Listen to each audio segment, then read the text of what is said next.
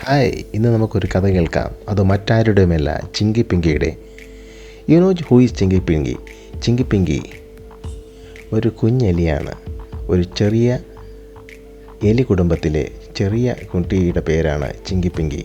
ഈ ചിങ്കി പിങ്കി ഒരിക്കൽ വീട്ടിലായിരിക്കുമ്പോൾ അമ്മയും അപ്പനും ഫുഡ് തേടി പുറത്തു പോയിരിക്കുന്ന സമയത്ത് പുറത്തെന്തോ ഭയങ്കര ബഹളം കേട്ട് വെളിയിലോട്ട് എത്തി നോക്കിയപ്പോൾ ചിങ്കി പിങ്കി കണ്ടത് കുറേ പൂച്ചക്കൂട്ടങ്ങൾ ഫുട്ബോൾ കളിക്കുകയാണ്. പെട്ടെന്ന് പൂച്ചക്കൂട്ടങ്ങൾ ചിങ്കി പിങ്കിയെ കണ്ട് ചിങ്കി പിങ്കിയെ വിളിക്കുകയാണ്, ചിങ്കി പിങ്കി വാ, നമുക്ക് ഫുട്ബോൾ കളിക്കാം.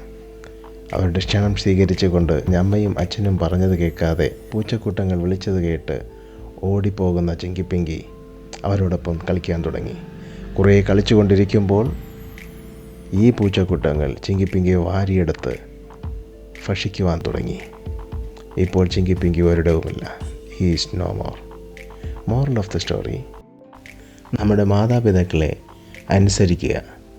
എഫേസ്യർക്ക് എഴുതിയ ലേഖനം 6-ാം അധ്യായം 1-2 വാക്യങ്ങൾ ഇങ്ങനെ പറയുന്നു: